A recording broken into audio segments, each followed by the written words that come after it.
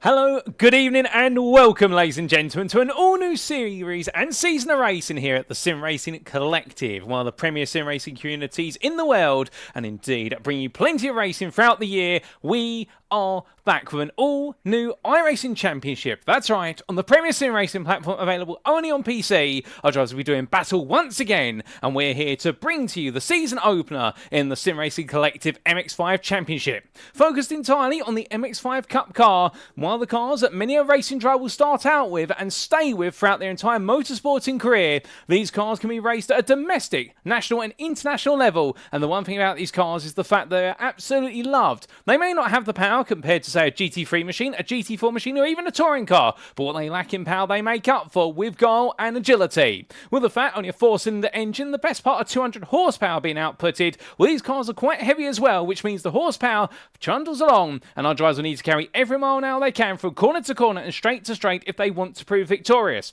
Alas, when we take a driver by themselves out on circuit, there's one way of driving an MX-5, and you have to drive it with your foot. Indeed, making sure to keep the throttle pedal absolutely buried where you can, and only go on the brakes when you absolutely need to. Go racing amongst the pack, meanwhile, and things change entirely. And you can imagine this is going to feel like the Tour de France as if it was on 4 wheels and in a Japanese machine, because these MX-5s on a straight, they pick an absolutely tremendous draft. And therefore it means it's all about the pack, and indeed trying to be smart with the draft as it is about outright pace. But where are my manners? Allow me to welcome you all to this live broadcast from Circuit Side as you tune in today to our season opener, round 1 of 6 here in Japan at the Okayama International Circuit. A circuit which originated in 1990 as a circuit which was made as a private racing venue for the rich. Well, very quickly it was identified that this is a circuit that's not just for the rich, that it can also be used from a domestic all the way to an international level. At one point playing host to Formula 1 with the Pacific Grand Prix, well, the circuit may have seen its international days expire for the most part, although it still plays host to Super GT, and now it's more focused at a domestic and national level in Japan. But at its core, a 2.31 mile racing circuit with 11 corners, plenty of direction changes, also some extended straights and some heavy braking zones. It's got a little bit of everything, and those direction changes come thick and fast, particularly in the second half of the lap, and it's the perfect place for our drivers to get themselves underway and prove who's going to be the one with the graft in the MX-5 tonight as we get our campaign underway. You're tuning in via the Sim Racing Collective YouTube channel. Indeed, if you go to youtube.com and search for TSRC or the Sim Racing Collective, you can be tuning in there. And we say hello to you guys and girls who are tuning in, albeit we can't see any of you in the chat at the moment, but don't be shy, feel free to say hi. The only biting we're going to be seeing today will be on the brakes, and indeed, we're absolutely nice in the chat, we can promise you that. In the quarantine booth, you have myself. My name is Paul Walsh, also known as TX141 or Brit in the Spit, depending on what media you follow me on. Now we bring you all your racing action tonight, and indeed over the entirety of the season as we get this season underway. In terms of our schedule for tonight, times in what is at British Summer Time, that's BST, or Universal Coordinated Time +1, UTC +1. When approximately 1.5 minutes time, we're making our way into our qualifying session. 3 laps available to our drivers, 10 minutes in full, and that'll be getting underway at 8:05 this evening, after which we'll make our way straight to the grid for our first race of the day. That'll be our 15-minute sprint race at 8:15, after which we'll take a brief 3-minute breather before returning for race number 2 at just after 8:30, and that will be our 30-minute feature race. And we will see there, of course, that our top 10 will be inverted, and let's tell you a little bit more about the season ahead, in fact, as we are getting ready for that qualifying session. Because as we make our way into this season opener then, well, we've got a lot to unpack. And here we can see, firstly, the calendar. We begin today at Okayama. In a week's time, we make our way to Germany for the Nürburgring Grosser Preis Sprint Strecker Circuit, and then it'll be Silverstone's International Circuit in round number 3 on the 22nd of September, after which we don't halt. There is no mid-season break, because we'll then make our way over to Spain for the Circuito de Navarra Speed Medium Circuit, after which we'll then have our penultimate round at the infamous Watkins Glen Internationals Cup course, and then we bring the curtain down on the 13th of October at the Red Bull Rings National Circuit. Not quite the full Grand Prix loop, but to be fair, we don't necessarily need the full length in order to deliver. Indeed, the Red Bull Ring is where we'll be crowning our champions. We're talking a little bit about our circuit for today. Well, of course, it is the Okayama's full course that our drivers will be taking to. Located near the city of Mimosaka in the Okayama Prefecture, after which it takes its name, and the Chugoku region of Japan. Well, this circuit may not be as well known as some of its counterparts around the world, perhaps lesser known compared to, say, Suzuka, for example, or alternatively, the likes of Motegi or Tsukuba, but it is a circuit nonetheless that out in the Japanese countryside definitely is one not to be underestimated, because it's 11 corners, as we see here from the circuit map provided to us by iRacing.com. A big thank you to iRacing, not just for their simulator, but also the absolutely brilliant track maps that are available. What is a circuit that is absolutely packed with variety. But At the core of that variety, what we do have to keep in mind is the fact one of the biggest themes around here is quick-fire direction change in medium and low-speed corners. Turns 1 through to 4 open up the circuit quite significantly. The high speed section of the circuit is where it all begins. Into first corner at turn number 1, aptly named, our drivers have to go for a very late apex before then making their way from one medium speed corner to another at turn number 2 at Williams Bend. Out of there, they'll make their way into the Moss S, named after Sir Stirling Moss, and you may notice a theme with a number of these corner names. They are named after British racing drivers, a bit more on that in due course. But as our drivers make their way for the fast sequence at turn 3, they'll then head into an outward curve at turn number 4. Uphill they'll go through the right-hander and onto the back straight, and it's the longest run all the way down to the hairpin at turn number 5, where suddenly the average lap speed descends dramatically. Out to turn 5, it can be free wide there, and it can be free wide into Revolver, at least for a brief moment, but very quick off the hip, they'll have to shoot their way out of the corner because Revolver takes no prisoners. In fact, it's a very tight corner on its exit, and the same applies for Piper at turn number 7. From the two lefts, they'll then make their way into another left-hander, a Redmond corner at turn number 8, and the switchback hairpin sequence of Redmond and Hobbs is where the direction changes can definitely catch out those who are not smart with the throttle. Because coming out of Redmond, they go uphill and in towards Hobbs Bend, before roaring their way through Mike Knight corner at turn number 10, and down into the last corner at turn number 11, to complete lap and do it all over again. Now, as for our rules, because we can't go racing without them, and these are the rules of the series, we can see this is a fixed setup series, with setups provided to our drivers ahead of each and every round. A closed qualifying format is going to be used, with drivers having 3 flying laps available to them, plus the out lap, and qualifying has just got underway. And we'll cut to that very shortly. And in terms of our races, where a sprint race grid shall be set based on results of qualifying, that'll be race number 1. Meanwhile, the feature race grid, race number 2, shall be set as a top 10 reverse grid based on results of the sprint. What does that mean in layman's terms? Well, it means the winner of race number 1, they start in 10th place for race number 2. Meanwhile, 10th place finisher in race number 1, they start on pole for race number 2. And all those in between, they're completely inverted. Meanwhile, those who finished 11th and downwards on the sprint race, i.e. race number 1, that is exactly where they will start on the grid for our feature race in race number 2.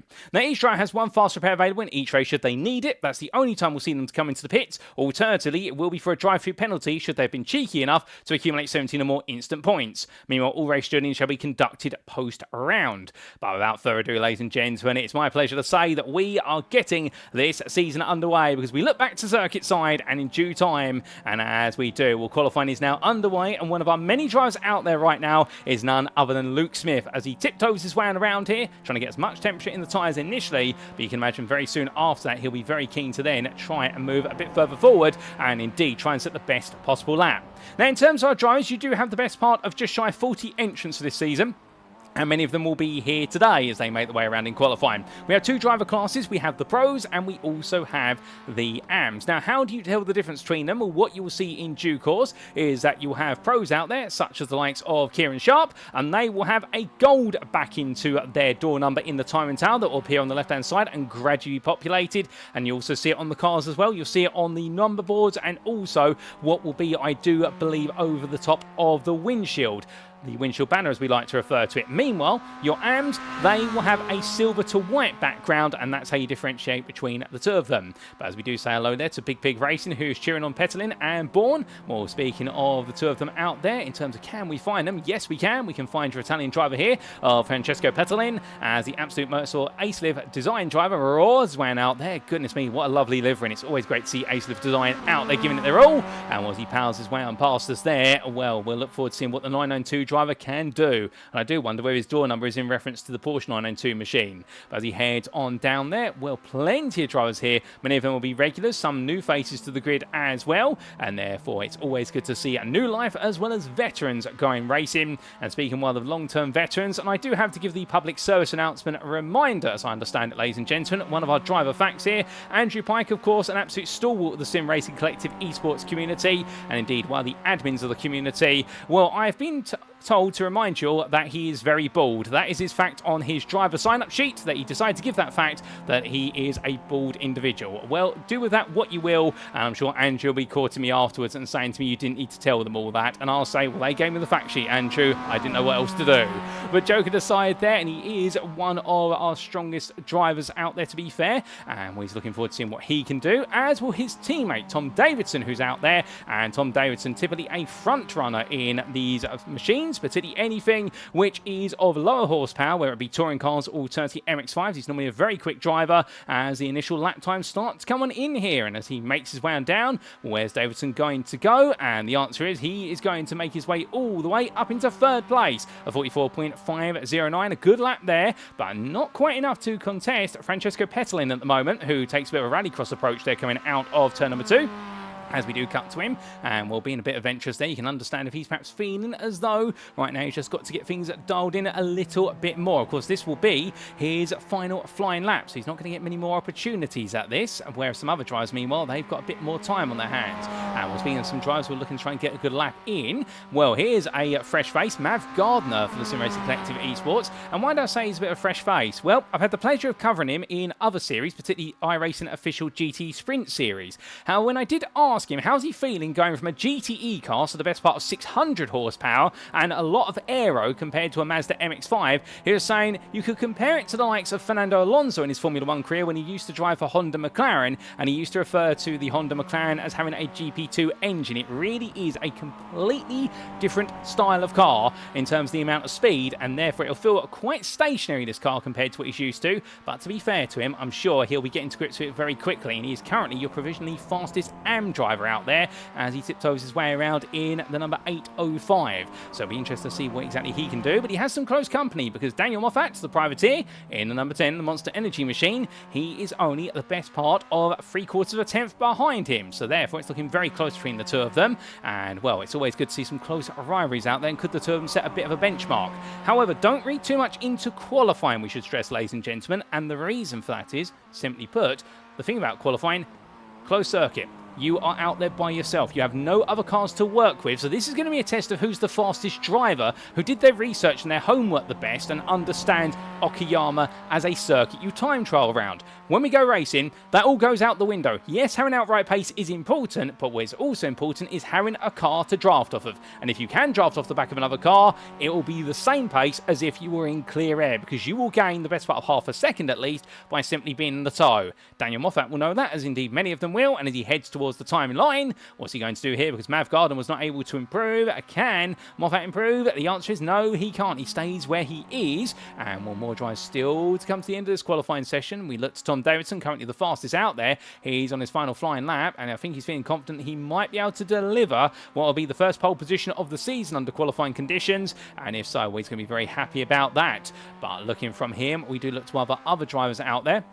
And in particular, we do look to Leonard Hansen, or Lenny Hansen, as he's known to friends. And, well, the Bottle Job Racing driver here. An interesting fact with regards to him. Well, the driver fact is he is one-legged. Now, I don't know whether that means he is, say, an amputee, for example. But what I've been reliably informed is that he drives using a single foot and leg. In terms, he does all of his throttle and all his brake inputs, and potentially even the clutch. Although, if he's also doing the clutch, I'll tell you one thing, that's incredible dexterity to do it all with one foot and leg. But what I can tell you is he uses one leg and foot to do all the throttle and brake inputs there. And well, why is that a bit unique? Well, normally in racing you use left foot braking and right foot throttle pedal. Naturally, if you're only using one foot, there is a delay between you going from throttle to brake and vice versa. It's a small delay, but it's a noticeable one potentially. Or when you're driving a road car on the streets, you only drive with one foot typically, unless it's a manual, then you'll be using your left foot typically for the clutch, and you'll be using your right foot for throttle and brake. However, when you're out on circuit, well, it's a different story. You want to use both feet, one for the brake, one for the throttle, and well, right now, it's just using one here, where it goes to show you that Lenny Hansen is definitely a man of talent. As the AM driver here, currently the 9th fastest of the AMs, 24th overall, but he won't be too upset about that. 2 seconds off the overall top pace, but more importantly for him, perhaps being the best part of only 9/10 off the fastest AM time set by Mav Gardner. Although I say that, let me correct myself, because Janos Denzel has moved all the way up into 11th. He is currently your AM provisional pole sitter with an absolutely staggering lap. That is the best part of 6.5 off the overall pole time. But here comes Hansen across the line. Does he improve? The answer is no, he does not. Mickey Ford makes his way on down. He's new to iRacing, is the FD Racing, driving the 266, by the way, is Mickey Ford, and he races in the short oval series in the United Kingdom in real life, so he's going to be trying to translate some of that ability into the simulator here, and it's absolutely brilliant to see Mickey out there, and we'll have to try and catch up with him over the course of the season, ask him a little bit about short oval racing, so it's definitely one of the understated racing formats in the United Kingdom, whereas touring car and also Formula 4 normally takes what is the main focus of the spotlight. Short oval racing is definitely highly popular in the likes of the Brisket F2 series. But as he makes his way on out of turn number 2, Mickey Ford, well, he's got a away to go. 27th overall. And on way 12th place in the AM class. He's used up all of his available laps. Indeed, all the drivers have in this qualifying session. Albeit the only driver who has not qualified is Gareth Ronda, who's currently in the pit lane. And I do believe Ronda might be deciding to start from the back of the field. Perhaps there's a technical issue with the car, but he will be our 30th and last place starter. And well, hopefully that's not a sign of negatives to come. As we do say hello there to Numbers for On The Limit Racing, I believe. How are you doing? Well, good sir or madam. Can't quite disclose your gender. Well, as we do see Luke Smith coming into the pit lane. That is qualifying complete, ladies and gentlemen. And on pole, it is none other than Tom Davidson, who has absolutely delivered a brilliant pole lap there. He's a bit shy from the cameras. The cameras can't quite find him at the moment, but he'll be very happy with that performance for Tom Davidson. And, well, he sets the tempo by only 700 over Liam Giles, who will join him on that front row of the grid. It is then going to be Jamie Nuttall and Kieran Sharp who line up on row number 2. And well, conversely, from the pros to the AMs, well, it is Janos Wenzel who has set the pace in the AM class with an absolutely brilliant lap. Indeed, an absolutely phenomenal lap there for 11th place overall, 6.5 tenths off the pole position. And the best part of 4 tenths faster than Mav Gardner as we make our way to the grid, ladies and gentlemen, for our first race of the season.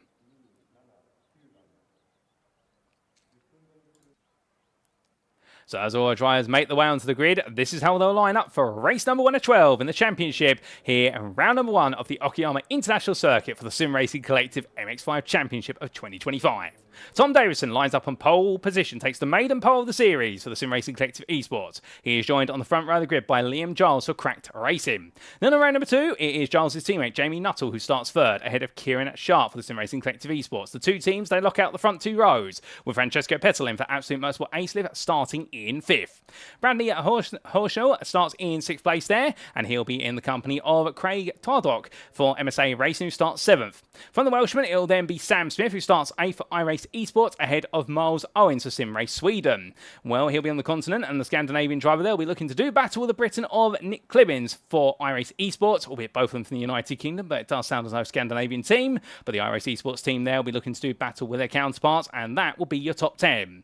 Outside the top 10, best the rest in 11th place is going to be your AM pole sitter, and that is Janos Wenzel with an absolutely brilliant pole lap. Well done to him. The Pirateer taking 11th place. Head of Andrew Pike for the Sim Racing Collective Esports, and he'll be looking to try and move forward. Behind them then, on row number 7, we are going to have the pairing of William Chandler for Cracked Racing and Alan McCain for iRace Esports. From the Irishman, it's then Bart Raven for Cracked Racing, the Dutchman starting 15th, ahead of Clive Bourne for Big Pig Racing by VRS. Then Mav Gardner, the second of our AMs, starts 17th on his debut, ahead of Daniel Moffat in the Privateer machine. It's then Kirill Tyron, who starts in 19th place there, and in fact, I should say that correctly, that's Kirill Taran, who starts in 19th, and from the Ukrainian driver, it will then be Martin Foster for RPMS Simsport, who rounds off your top 20. In 21st, it's Matt Smith for Cracked Racing, ahead of Paul Sims, and then we do have Privateer from South Africa of Mark Peza, ahead of Lenny Hansen for Bottle Job Racing. They complete your top 24. Outside the top 24, it's then going to be Alex Skinner for Idus Motorsport in 25th, ahead of Valerio Tedeschi. And then from the Italian, it will be on the penultimate row of the grid, Mickey Ford in his first iRacing series, new to iRacing for FD Racing, ahead of Luke Smith, his teammate, with David Long for Lobroca Racing Team, and Gareth Ronda rounded off your 30 starters, ladies and gentlemen. And that is how they all line up for our first race of the day. The last couple of cars are getting their way into position, so we're not too far away from going green flag racing. But it will be, of course, that long run down towards turn number 1 of these MX-5s. And for Tom Davidson, as we sit on board with him for a brief moment, he'll think he's got the best part of what is approximately 120 metres of a run down towards turn number 1. It doesn't sound that long, but in these cars, it's all about the launch, and it's all about that initial braking zone, that tap of the brakes to chuck the weight over the front of the car and get it done. Remember, front engine rear drive of these MX-5s, they are driven on the rear to a degree in terms of where the power output is, but you've also got to be smart with the steering. Liam Giles alongside him, well, he'll be looking to try and prove a point as the lights get ready to go on.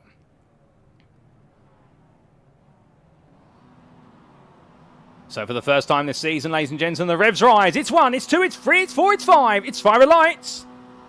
And it's lights out, and away we go here at the Okayama circuit in Japan as they roar their way away. Down towards turn number 1 they go, and Tom Davison gets a good start. Liam Giles, meanwhile, well, he's trying to hold off there Jamie Nuttall. Nuttall getting the better launch compared to his teammate, but on that outside line, he's not making his way through. The rest of the field now begins to descend through turn number 1 as they do. Some progress being made there by Bart Raven as he tries to go battling with William Chandler and Alan McCain. Driver out wide there for a brief moment, albeit it seems like they've all survived.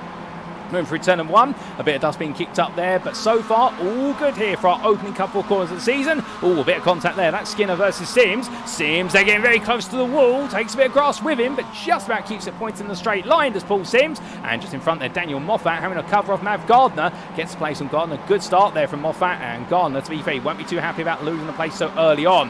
However, losing places, Janos Wenzel, he's lost a number of places, has our AM pole sitter. That's overall. However, he's got a lot of the AM pack catching up behind him, as meanwhile down towards turn number 5 come your leaders, and Tom Davison right now still keeping Giles and Nuttall at bay. Kieran Sharp, meanwhile, he's trying to help his teammate out, but he's not finding a way in at the moment, so he's going to have to play a little bit of a peacekeeping role.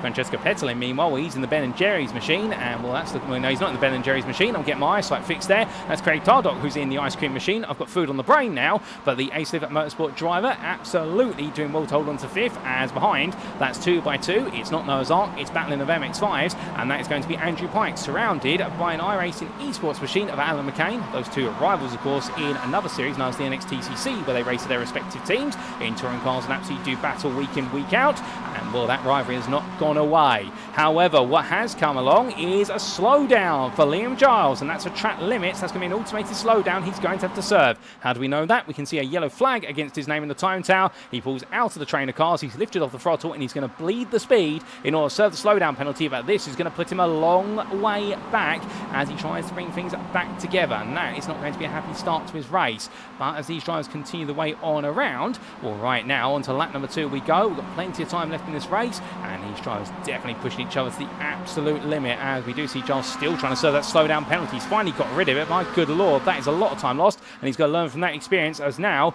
it's Davison and Sharp versus Nuttall in the top 3. Further behind, Mav Gardner here, and found a bit of a fight. We had it go very wrong for somebody up there. That's a lot of smoke going up, coming out of turn number 3. Not quite sure who's had it go wrong, but Mav Gardner up the inside there, Martin Foster. So he retakes second place in the AM class. And in fact, hold the phone, where's Janos Wenzel? Wenzel has had to go to the pits. He's had to tow to the pits for some sort of instant. Alex Skinner the same as well. We've had some drama, and our AM leader has suddenly dropped all the way off the radar. We're going to have to find out what's happened to him very shortly, but that's not good news at all, ladies and gentlemen, as Mav Gardner here keeping Martin Foster at bay, at least for now. But in terms of what's happened, we can cut to an immediate replay of the drama, and in fact we take a look back, starting with Mickey Ford.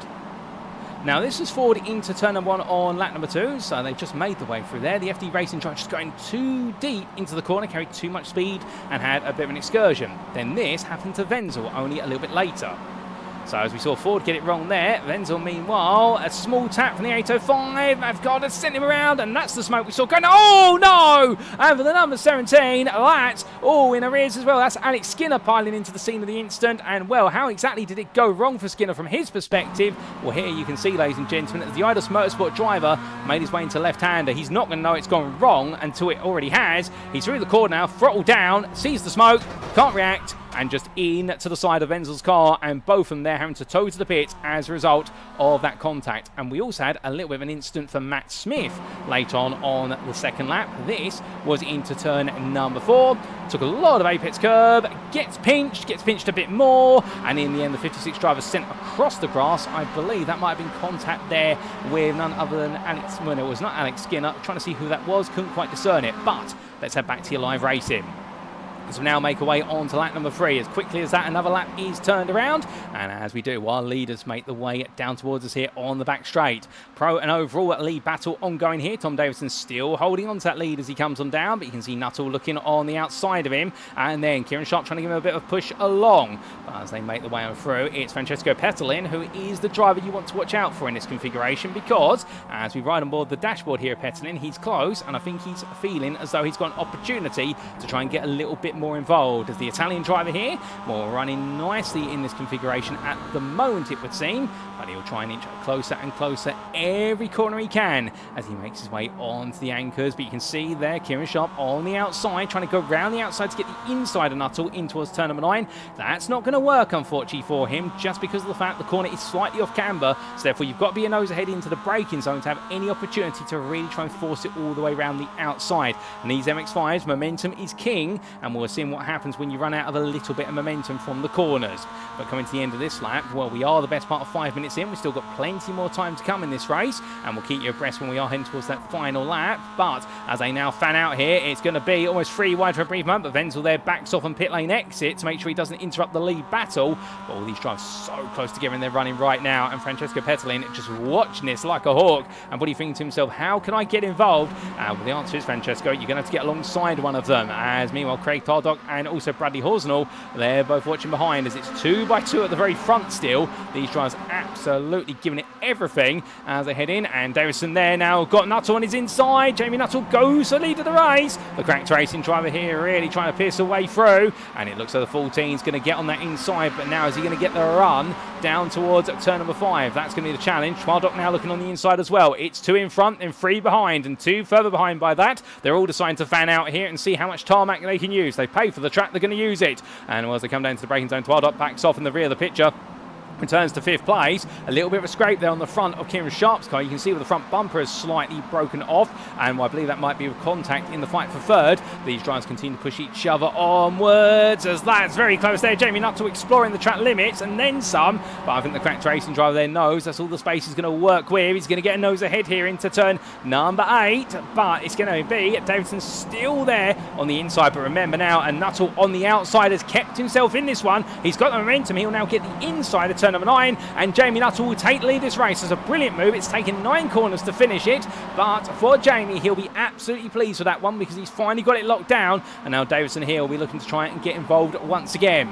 Now, whilst all this is happening, there's all drama and excitement in the Pro class. What about AMs? We've got 2 classes here. Let's talk about the other one, and it is Daniel Moffat who currently leads the AM class by a grand advantage of 1.7 seconds over Martin Foster. He looks very happy there in the rear of the picture, and Foster meanwhile just giving chase. The AMs have fanned out a little bit by comparison, and meanwhile Andrew Pike here looking up the inside of Miles Owens. That's the battle for 9th overall, and I think Pike getting the move done for a moment.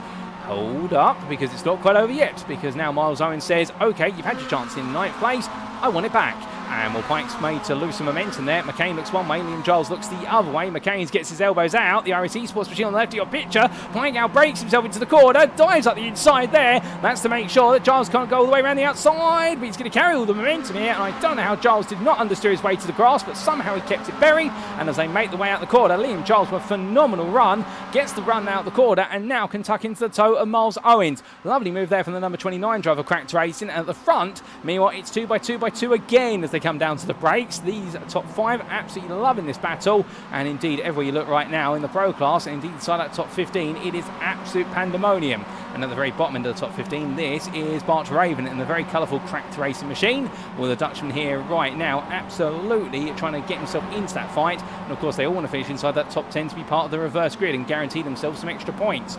But what about our AMs? Let's come back to the all-black machine here of Mark Pezza, and well, we can see the number 99 driver on the back of Carillo Taran, and he's trying to go after 4th place in AM at the moment, but Taran just keeping him honest and keeping him away for the time being. Matt Smith and Lenny Hansen behind.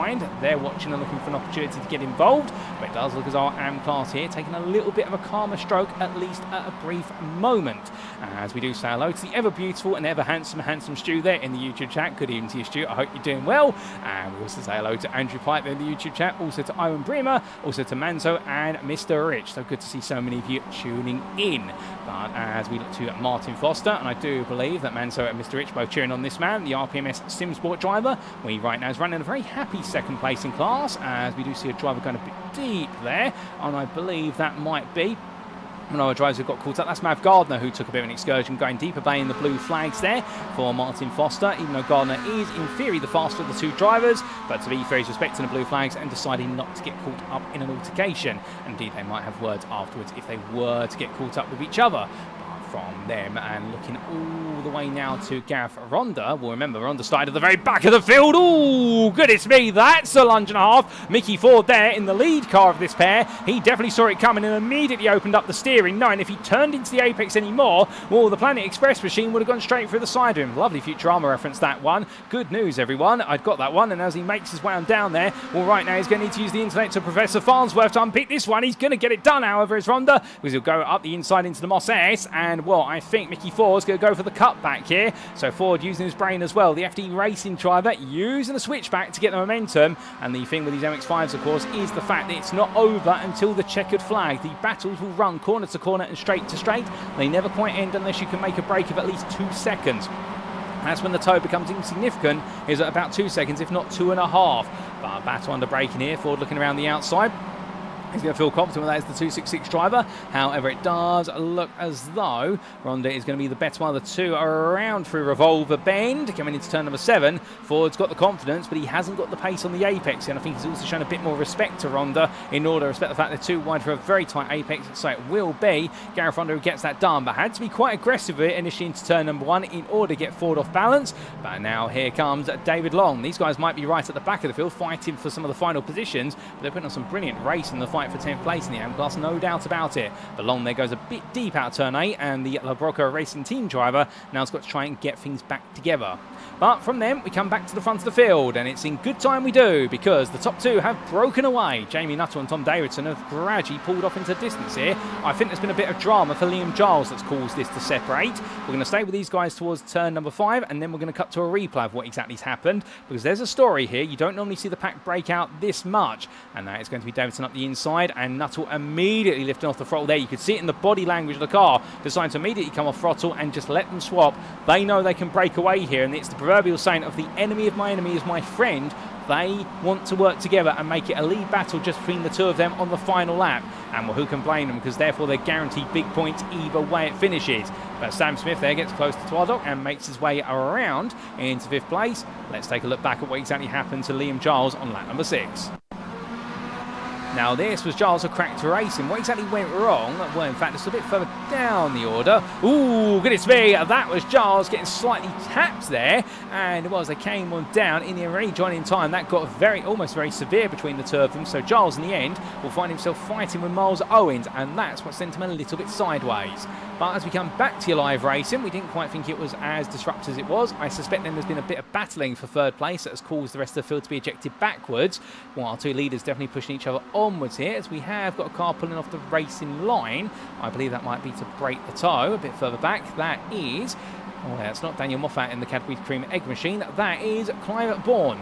And Bourne right here in the Big Pig Racing by VRS Machine. Well, he's definitely given me a little bit of an appetite for a Cadbury Cream Egg at the moment. Goodness me, I don't know what it is with these drivers. I'm going to have to put in a complaint the fact I've already been teased with Ben & Jerry's ice cream and also Cadbury Cream Eggs. Next is going to be a packet of Polos in one of these cars. And, well, I hope not. And if somebody is planning to put a livery on now for round number 2, well, I'll take that bet. But as we do see Clive Bourne rowing his way in towards turn number 4, well, he's got Daniel Moffat for close company, fighting over 13th overall.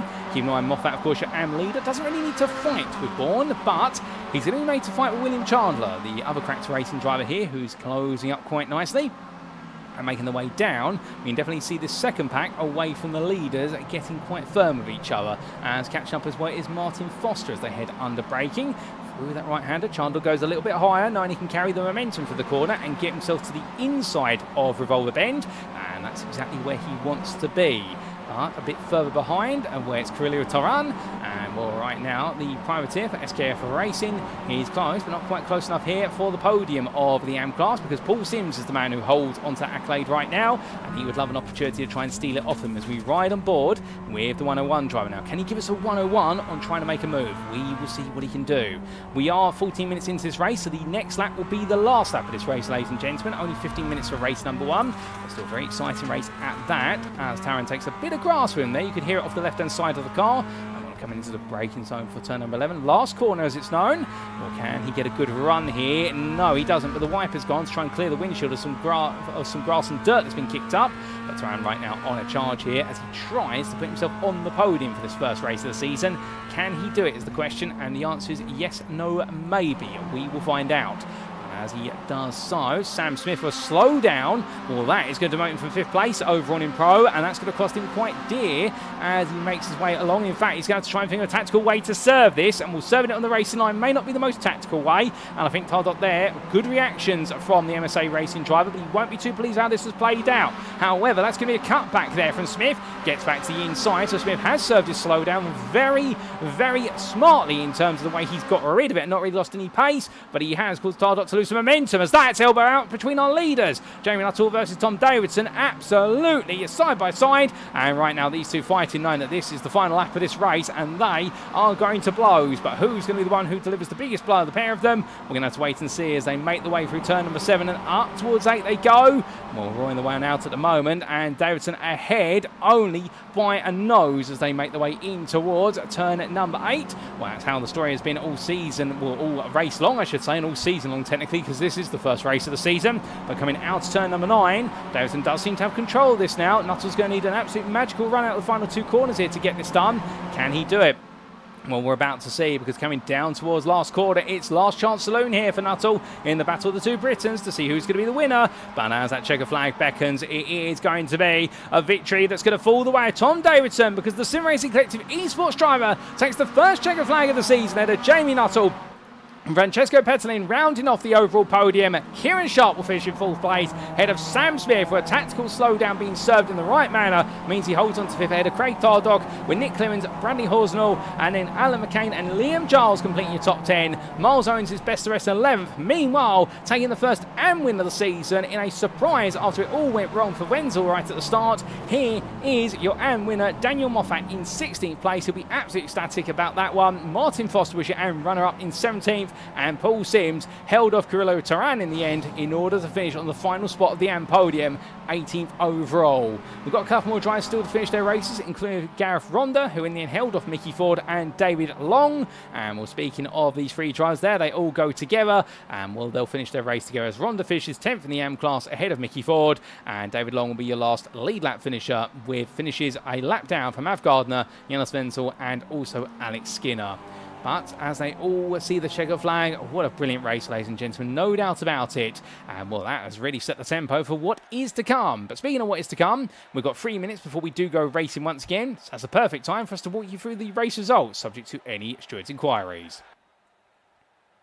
And as we can see then, after our first race of the day and our first race of the season here at the Okayama International Circuit for the Sim Racing Collective MX-5 Championship, brought to you on iRacing, Tom Davidson, your winner overall and in Pro for the Sim Racing Collective Esports by 9 hundredths over Jamie Nuttall, who huffed and puffed, but it wasn't enough, and the Cracks Racing driver had to settle for second. Absolute Motorsport aces Francesco Petterlin held on to an absolutely brilliant 3rd place there, the Italian, despite pressure from Kieran Sharp for the Sim Racing Collective Esports, and then it was a further 2.2 seconds to Sam Smith in 5th place, the iRacing Esports driver rounding off the top 5 there, and he'll be happy with that. MSA Racing's Craig Tardok, well, he'll be thinking there was a 5th place on the cards there. It didn't quite work out, but he's got another race to try and prove it can work out. He was ahead of Nick Clibbins, with the iRacing Esports driver then being at 5 tenths clear of the privateer of Bradley Horsnell. And then we did see round off your top 10, Alan McCain for iRacing Esports and Liam Giles for Cracked Racing. It was a further 7 tenths back to best the rest Miles Owens, the Sim Race Sweden driver, falling out of the top 10. He'll be gutted at that one, because it does mean Liam Giles will be your top 10 reverse grid pole position starter for race number 2, and instead Miles Owens will now have to start from 11th and do it all again. Andrew Pike, well, he took a brilliant effort there to 12th place for the Sim Racing Collective Esports. Now it's an uphill battle, and he's got more to come. However, he was ahead of William Chandler for Crack Racing, and there was only a further half attempt to Clive Bourne for Big Pig Racing by VRS, who did a brilliant job there for 14th place ahead of Bart Raven for Cracked Racing, who was right on his heels. And then it came the AMs, and your AM winner was Daniel Moffat, the privateer. Brilliant work from him, ahead of Martin Foster by half a second at the close. The RPMS Sim Sport driver then being followed up by Paul Sims, who rounded off your AM podium in 18th place. Behind him, continuing the run of the results finishers, we then saw Carrillo Taran, 4th of AM, but 19th overall. Well done to the privateer from Ukraine. Definitely looking to dig in now for the next race of the day. He was 2 seconds clear of Mark Pezza, the driver there who made a lot of progress in race number 1. And, well, keep your eyes out for Mark in race number 2, because that 99, I wonder if we'll see it on the AM podium in the second race. Behind him, it was Matt Smith. No, not the less famous one, the more famous one here. And indeed, Cracked Racing's driver doing a brilliant job in the number 56 in moving forward, ahead of Lenny Hansen. The Bottle Job Racing driver there, 3 seconds behind, but well clear of the rest of the field, with Valerio Tedeschi finishing in 23rd, ahead of FD Racing's Luke Smith.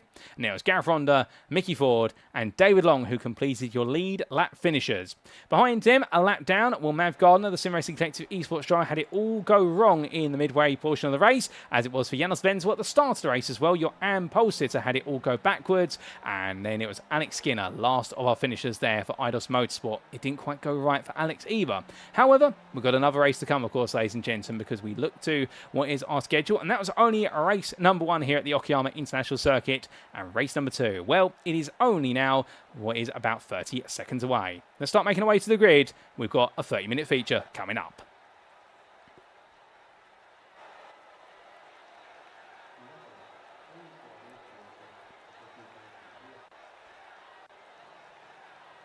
So without further ado, ladies and gentlemen, here we go again as all our drivers make their way to the grid. This is how they'll line up for the 30-minute feature race here at Okayama International Circuit, race number 2 of the championship. It is Liam Giles then who lines up on top 10 inverted pole position for Cracked Racing, head of Alan McCain. Keep your eyes out for the iRacing esports driver. As soon as he knows he's got an opportunity to try and take a win, he will go all in for it. Behind them, it'll then be Bradley Horsnell starting third, the privateer ahead of Nick Clemens for iRace Esports.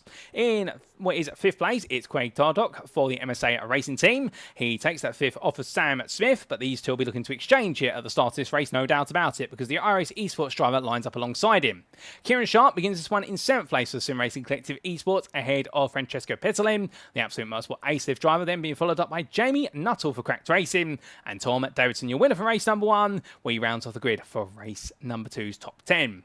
The Sim Racing Collective Esports driver then being followed up by best rest in 11th, Miles Owens. He starts where he finished in the previous race. The Sim Race Sweden driver then being joined by Andrew Pyatt for TSRC. And behind them, on row number 7, it's William Chandler, who'll be joining another battle there with Clive Baum. Cracked Racing and Big P Racing by VRS go toe-to-toe once more.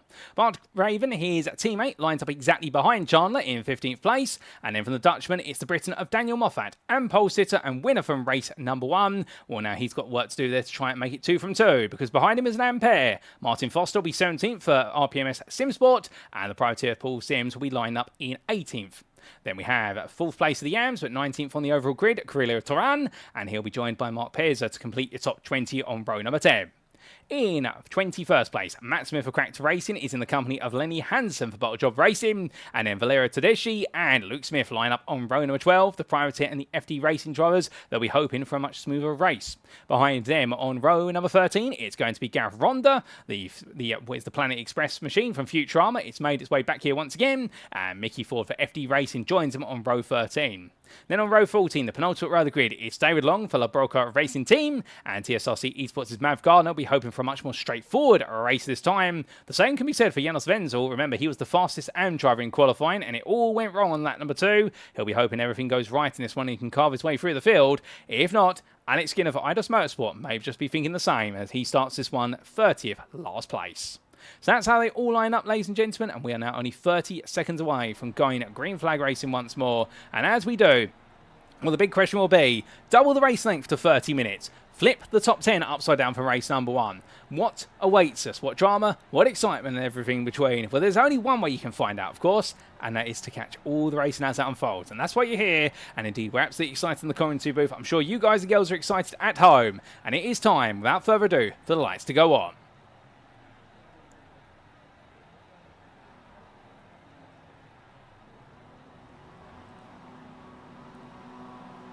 So the second and final time today, it is going to be fire lights. And it's lights out and away we go here once more in the 30-minute feature at Okayama. Liam Giles gets a reasonable start, but look at Alan McCain on the left. He immediately is under a bit of pressure there from Bradley Horsnell, who's made a brilliant start to this race as they all cut across the pit exit line, but they all do safely there as they roar the way through turn number 1. And Bradley Horsnell, definitely the biggest gainer of them all right at the start of this race in terms of the launch, making that progress. As we can see Twardock there in battle with Nick Clibbins, and well, immediately Nick Clibbins moving a bit backwards there, and Twardock trying to make progress. He'll be glad, Twaddock, that he's cleared Sam Smith, who's fallen behind Kieran Sharp, but all the drivers safely on through the opening few quarters so far. I think something's gone very wrong for Alex Skinner in the rear of the picture. We'll try and catch that when we can. Daniel Moffat, meanwhile, he holds on to the AM lead, which is where he started, but he has got Paul Sims and Martin Foster behind him. Foster has lost out to Sims, meanwhile, so there's been a swap of places there, and in fact, Sims is looking very quick here as they make their way down the back stretch. I think he's got it absolutely turned on for this first time. But coming down towards that braking zone, Liam Giles here goes defensive versus McCain. Horsnell behind Nick Clibbins. He holds on to 5th place here, looking around the outside of Twaddock, but Twaddock's going to make him go the long way round, if at all.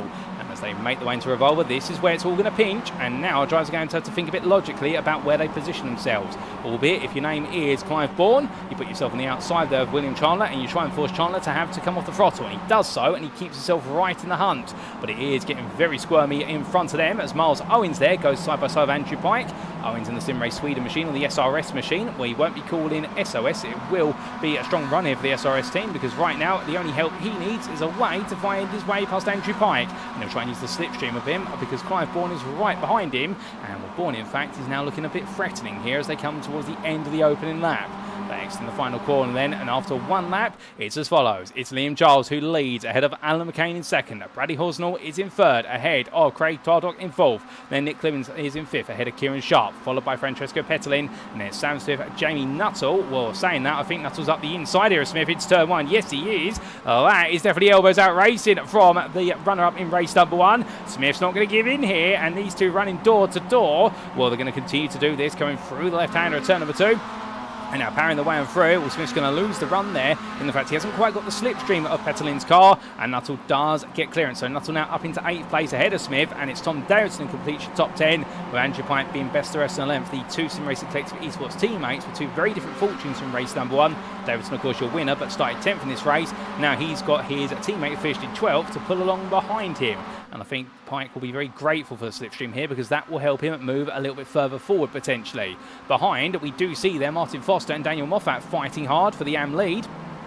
And well, in fact, that's battling for second place, because Paul Sims has cleared the pair of them. And well, the Sky Active and Mazda driver right now is absolutely trying to bolt out the stable in this one. I don't know what Sims has had in between the two races. If we use the phrase of half-time oranges right now, I'd love to know what was in his oranges, because he's absolutely flying his Sims. And right now, Foster and Moffat are watching this, and in fact, wondering how exactly do we get close, as Mark Pears there uses all the grass and gravel alongside the tarmac in order to make turn number 7. But that keeps him safe versus Matt Smith for now, as they come from the left into right. Turns 8 to 9, but Smith is right there with him, as is Lenny Hansen, who's watching. And well, the Flintstones machine for Bottle Job Racing is trying to get a little bit closer and a bit more comfortable. A bit further back, for the man who started in 29th, Janos Wenzel, he's only gained 1 place so far. That is ahead of Alex Skinner. It hasn't quite gone right, and in fact it does look as though these four might be caught up in some sort of altercation, i.e. Tedeschi, also Wenzel, Skinner and Taran, because they've all fallen a bit off the lead pack. And we'll try and get a replay of that when we can. But as they head on towards what will be their third lap of racing, back to Moffat versus Foster we come. And as we do, they're still too wide here for second place in AM. But look at the gap Sims is pulling on them. He's running away with this. Is Paul Sims for the AM lead. He's up in 15th place. Meanwhile, Foster and Moffat fighting as hard as they have. They've actually given Sims the opportunity to open up a 1.5 second gap. If he gets another half a second, he will be out of slipstream range. And these two will suddenly find themselves without the race leader of the AM class to pull them along. As that's Moffat going very deep. He goes to turn in, but immediately Pezza says, no, you don't. And Mark Pezza now moves forward. He chases after a podium. He was looking threatening in race number 1 for a podium, and now he's going for it here as they head down the back stretch. And you can see he'll try and get as close as possible to Foster and make sure Moffat and Smith can't come back at him. Speaking of Moffat and Smith, there they go. And it is going to be in there Matt Smith, who just backs off entirely and just watches innocently from behind, as that's going to be Pezza going very deep at turn number 5. He brings it back on just in the nick of time, but Hansen now tries to go around the outside of him, and Lenny Hansen there will be given the elbow as we ride on board with the Flintstones machine. That didn't quite work out there for Hansen, but to be fair, good attempt from him, and now he'll be hoping that he can perhaps find his way a bit more into this battle as they go deeper and deeper into the race distance. But remember, 30 minutes, not 15, as that's a big run ride for Pezza there. And that's going to cost him a lot of speed. In fact, that's going to now put what will be a Peza on a very awkward line. Hansen tries to go for the switchback here coming out of turn number 9, but Peza does get it settled down this time around. So Lenny Hansen doesn't get it on the third time of trying. It doesn't work out at all. And Mark Peza gets relinquished back into 5th place in AM. And now Hansen has to queue up behind him. And you do have the best part of 1.1 seconds behind them, Gareth Ronda, who is continuing to move forward.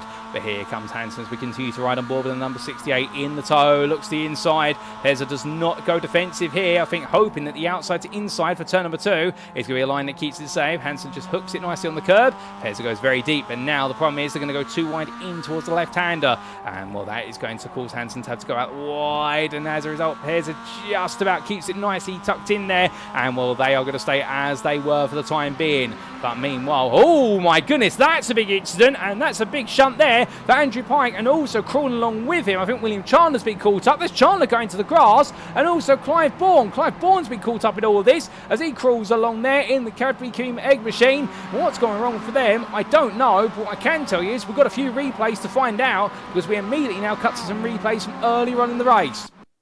Now, we started with lap number 1. This was Bart Raven on the open lap. What went wrong for the Cracked Racing driver? And the answer is a small tap there from the number 10. Sent him sliding towards the tyre barrier, but he just bounced off that. Won't cost him too much. Meanwhile, behind that was your number 17 going around. And, well, a number drives with him. And I believe Alex Skinner getting caught up there. And also Krillia Turan.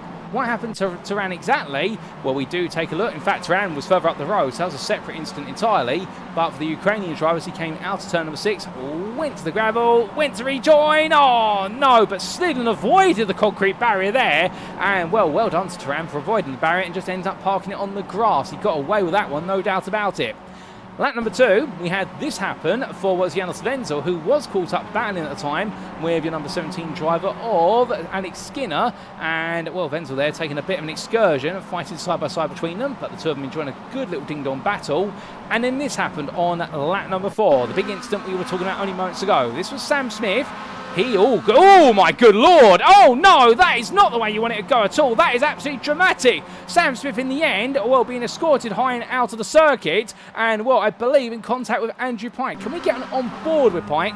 We can. It was a tap to the rear of Smith's car. They were running very close together, these two, and Andrew Pike just ended up triggering everything off. Can we get an earlier replay of what happened between them? I think it might be easy if we did, and I think we are going to get an earlier replay. Here we go, ladies and gentlemen. We are going to get what is the onboard Andrew Pike. So, clips through Smith's car, that unsettles him, and then Pike's car gets unsettled as a result, and it just ends up the two cars ping-pong off each other, and then the rest of the field just comes into the scene in the instant. Clive Bourne wouldn't have known what to have done, and what happened to Bourne, this was him battling with the 74 from a Swedish Sim Race at the time, and Bourne just happens to be in the wrong place at the right time to collect the wayward Andrew Pike. So that is why Clive Bourne's car was in absolute arrears, and William Chandler as well got caught up in that. So back to live racing we go.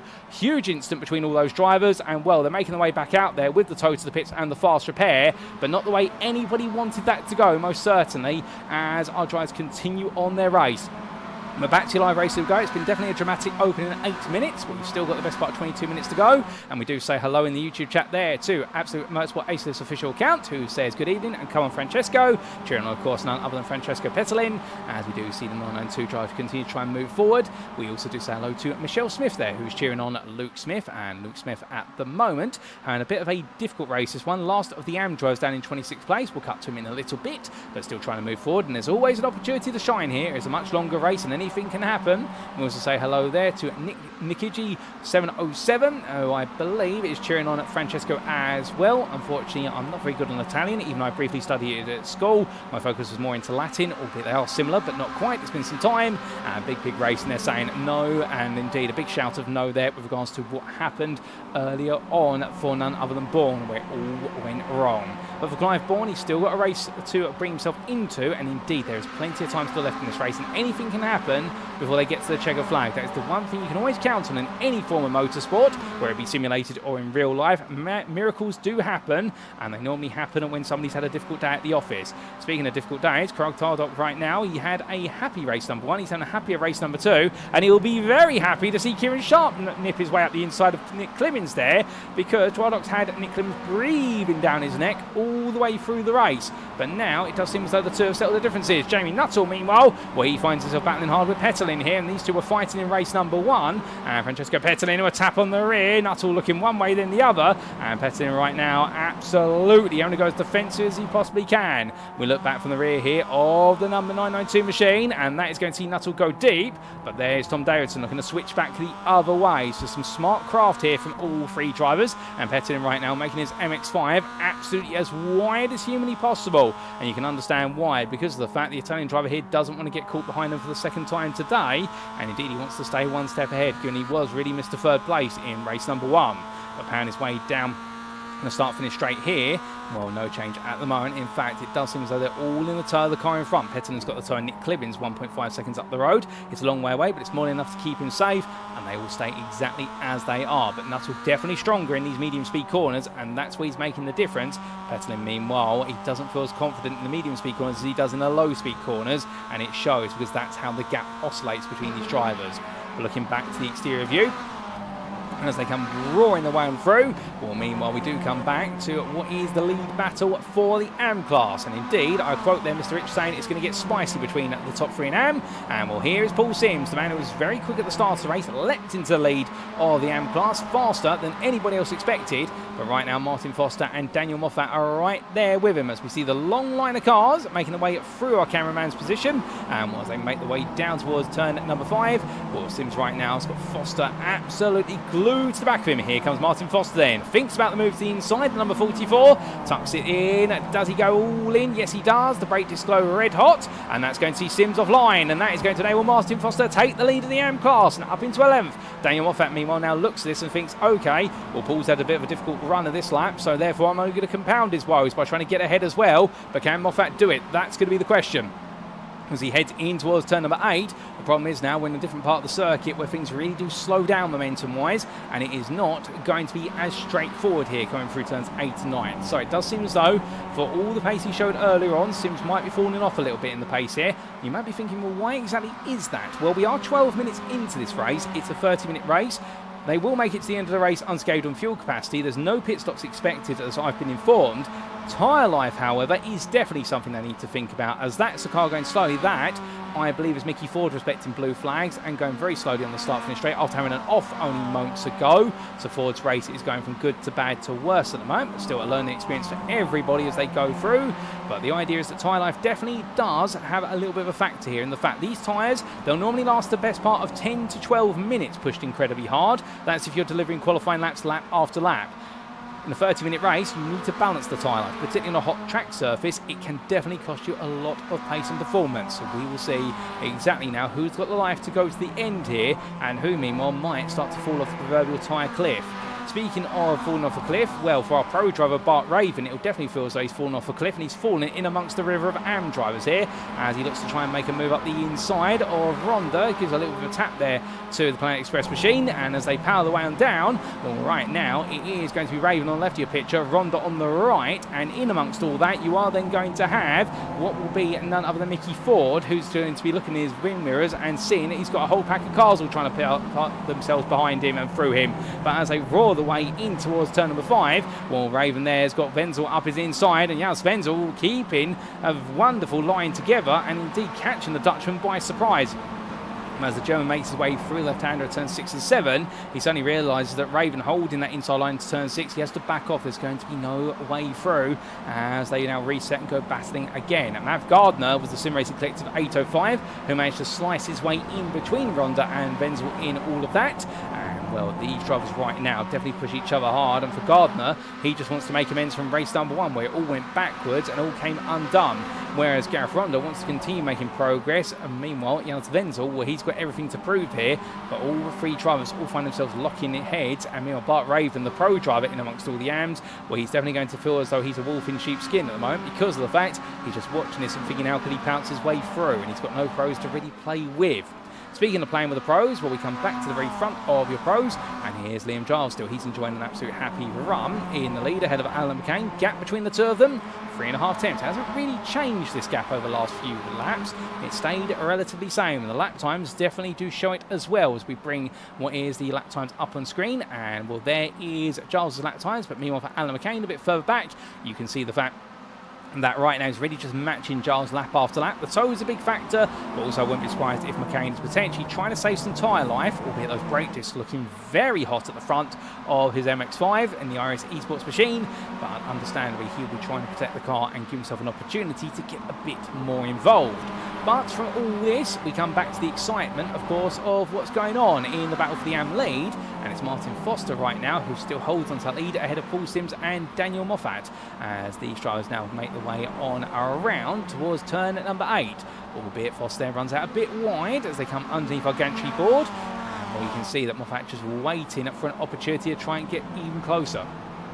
But they are quite equal in pace, and it seems now Martin Foster has the unenviable task of trying to break away. And I say it's unenviable because he has no slipstream to work with. Miles Owens is 5 seconds up the road, the next closest driver, who's 10th overall and 10th for the pro. So therefore Foster's got to do all of this under his own volition and steam. That's not easy, albeit he is gradually opening up that gap. A lovely run in these final 2 quarters, and Foster got the gap up to 7 tenths before the straight completely neutralises all that he's gained.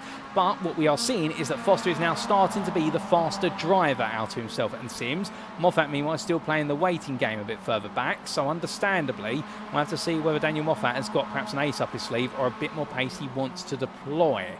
More pace being made. Meanwhile, this is Jonas Wenzel. Oh, goodness me, that's elbows out between Wenzel and Hansen. Hansen in the end, 2 wide between them. And Warner coming in towards turn number 2. Wenzel back on the inside here. They're going to rub as they make their way past the apex camera. And Jonas Wenzel does get the move done in the end, but not without exchanging some paint and also some insurance details. I wouldn't be surprised. Now, for what is Lenny Hansen, he has, of course, Mickey Ford, lap down driver, just watching him from behind, knowing that he can't really overtake, because otherwise the blue flags will wave at him very rapidly. But Wenzel runs out nice and wide there to build up all the speed out of turn number 4 and try to break away as he heads down towards turn number 5. Well, Hansen within 5 tenths at the moment. He stays close, but not quite close enough. Oh, goodness me, that's a spin at turn number 4, and that is David Long who's gone around. What exactly has happened to David Long? Here's your answer. Now this was the 977 driver making his way in towards turn number 4.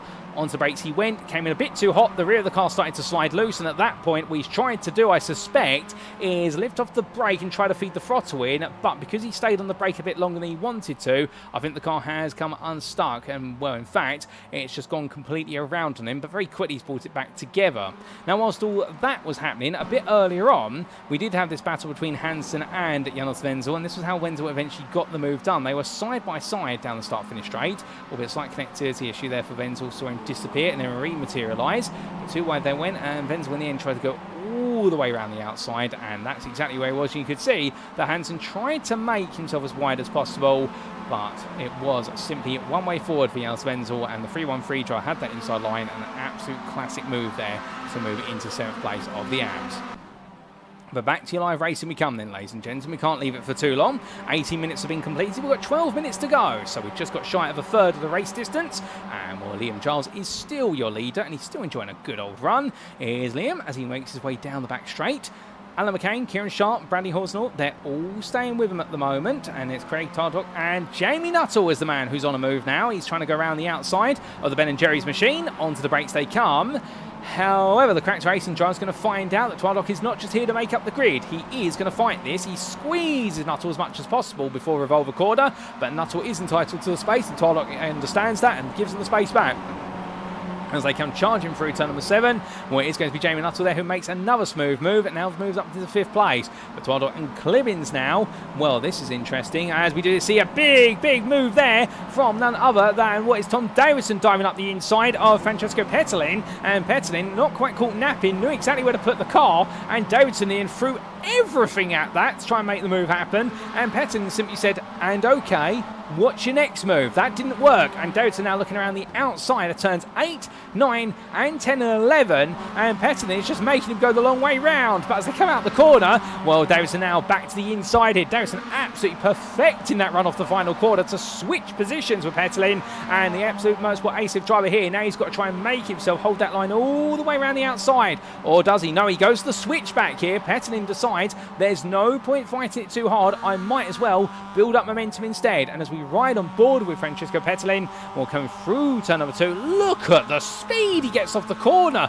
But unfortunately, he gets a little bit too close too soon, taps the rear of Davidson's car, and that cost him all the momentum he would have gained there. He would have been ahead through the Moss S's if he hadn't made that small tap. But that's how close these margins are. And well, right now, Davidson almost 2 seconds off the back of Nick Clemens. The way these two have been fighting, it's been spectacular. But if they don't realise it, they will come to realise it soon. They have almost lost the top 8. They will lose that toe, and if they do, they are suddenly fighting for 9th place. That is it. They will not be fighting for the win. They won't be fighting for a top 5. So therefore, I'm not surprised here if Davidson potentially, well, one of them needs to give up this fight in order to get them a bit closer. But neither one seems to want to back down here. And this is absolutely brilliant. This is going to be a season-long rivalry, I suspect, between these two. Because right now, this is what's happening after only 2 races, in the fact that these two are absolutely going, you know what, forget about the win. I'm just going to beat you today. Then we have definitely got 2 rivals who are absolutely looking at each other right now with cross eyes and a little bit of red mist. And that's what we love to see in racing, as long as they keep it clean. Well, big slide loose there from both drivers, Davidson and Pettin, both sliding into turn number 8 and the same in towards turn number 9. They are absolutely on the edge of adhesion. And right now, the absolute motorsport ace driver can't get the place back, but he'll be thinking about how he can do so as we make our way onto another lap.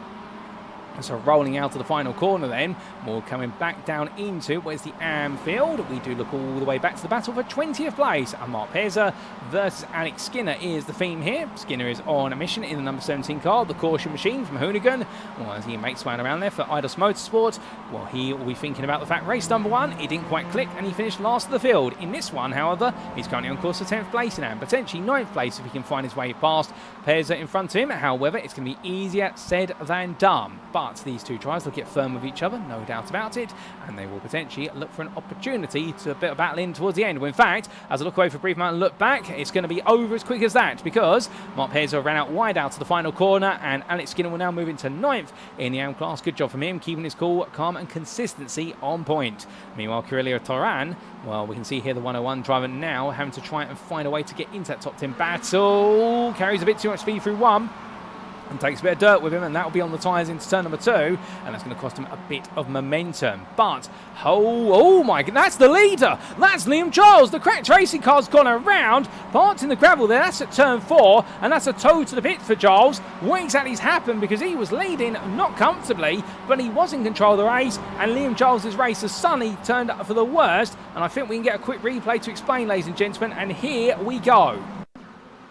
Now, this was your leaders making their way down to the braking zone for turn number 1, and Giles was right in the middle. Contact there, Alan McCain, and, well, all of them compressed towards a single point. And for Liam Giles right now, he'll be fuming at that. And, well, from Alan McCain's perspective, I wouldn't be surprised if Alan's saying, look, it was contact between us, there was nothing I could do.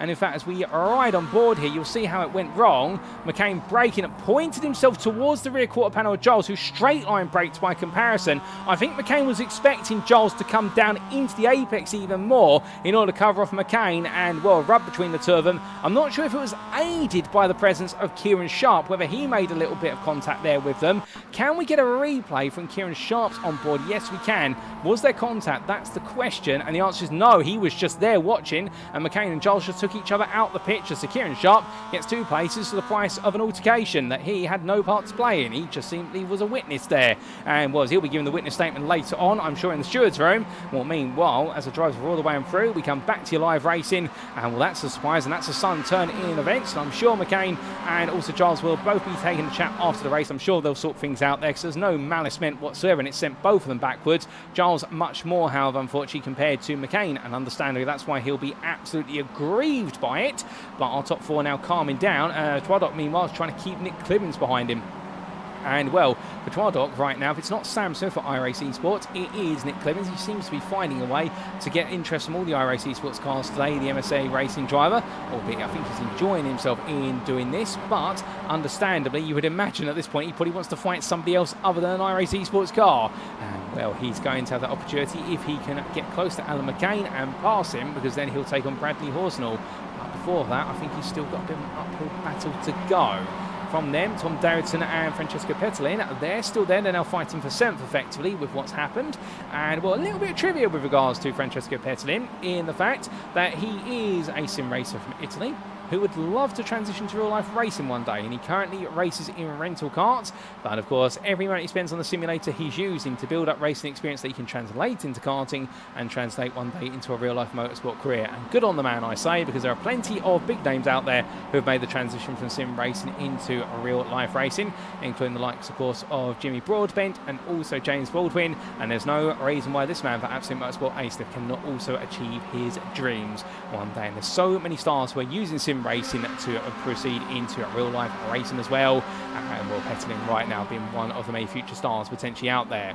But coming back to the AM class lead battle, Paul Sims has retaken that lead since the last time we've looked at it. Indeed, it has been some time. That swap happened on lap number 13, as they're now fighting over 10th place overall as well. So this takes a new dynamic in the fact that these three we're looking for an overall top 10, and well, I think all of them would love to have that accolade on their second race of the season. Normally, the top 10 places, of course, would be reserved for pro drivers based on relative pace. However, they're all pushing each other to the limit, and who can blame them as they make their way onwards? And well, Paul Sims, he is a fan of MX-5s, not just on the simulator, but in real life. He is an owner of one, so therefore he'll be hoping that real life experience gives him an extra edge here as he makes his way down. I suspect it's not an MX-5 Cup car that's had all the weight taken out of it and a roll cage put in it, but still he'll understand the principle, and the principle is a weight transfer that comes with this generation of the MX-5, albeit we are racing the 5th generation MX-5 on the iRacing service. Not quite sure what generation he owns. I'll have to ask him about that one another time. But the 321 driver right now is trying to put a generation over Martin Foster, as we do see the 44 driver staying nice and close for RPMS, and Daniel Moffat 1.2 seconds back, and does seem to be losing him a little bit. He doesn't seem to be able to match the pace of the top two for as much as he has been. And I wonder again, as we're getting towards the closing distance here, only 3.5 minutes left plus the final lap, I suspect Moffat might just be starting to feel the pinch of tyre life and also exhaustion. Now, this is only a 30-minute race, but to be fair, to be consistent for 30 minutes, it really does take a lot out of you, and Paul Sims shows that because he runs wide out of last corner, and here comes Foster on the inside, Foster on the left, Sims on the right. This is the AM lead into turn number 1, and Martin Foster goes all in. Sims, meanwhile, backs to the throttle immediately there, decides, okay, I'll go for the cutback, I'll get Foster to run deep. Foster running deep, however, sets himself up for turn number 2, almost takes all the grass with him on entry there. Goodness me, Martin, if you went any wider out there, I think you'd be trimming the weeds. But Martin Foster using all the track and then some, and as they power their way through the Moss S, well, right now Sims is not able to come quite back at him yet as they head in towards turn number 4. He looks up the inside, but it's to no avail, as in the end they will stay as they were until he goes deep. Foster goes deep, and suddenly Sims is back with him. Now 2 wide on the back straight they go. This will be a drag race between the two, and who got the better exit out of 4, and the answer to that is it's Paul Sims, but Foster tucks in, and you can see Moffat now being brought right back into this as they head down towards that braking zone, looking back from the rear of the leading MX-5 onto the anchors, and as he comes on through, well, it's going to be no change, and you can see behind Daniel Moffat meanwhile taking a much more gentle line with the car. And I think really right now worried about a little bit of tyre life.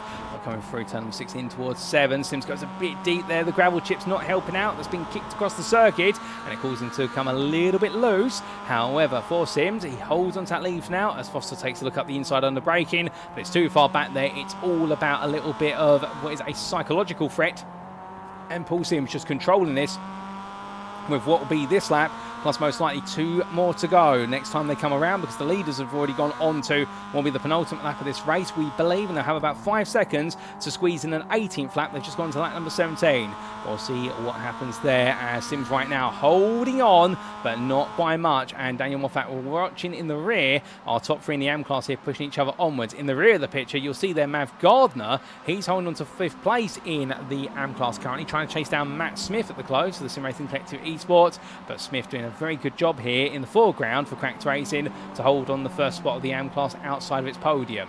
A bit further back, well, we do take a look to one of our drivers making his way on through. And in fact, I say further back, look to the front of the field, because Jamie Nuttall has found his way into that lead versus Kieran Sharp, and they come on down towards turn number 5. Now, I believe some of these drivers may think this is the final lap. Others may be aware there is one more lap to be squeezed in. It will come down to how much fighting they do on this lap, because they are literally on the threshold of squeezing an 18th lap. And right now, Nuttall and Sharp are absolutely going hammer and tongs between the two of them here as they come down through 6 into 7. Nuttall holding around the outside. He's going to be on the outside for a long time. He'll be all the way out towards turn 8 is where he'll hold the outside, and turn 9 as well get the inside. But this is all about the investment for Nuttall. Sharp, meanwhile, there with him. Nick Clemens, meanwhile, trying to pinch around the outside of Bradley Horsnell. And you can see Alan McCain backed off there, because otherwise the two iRacing esports drivers would have pinched against Horsnell and caused the freeway collision. But coming out the corner, Jamie Nuttall does hold on to the lead.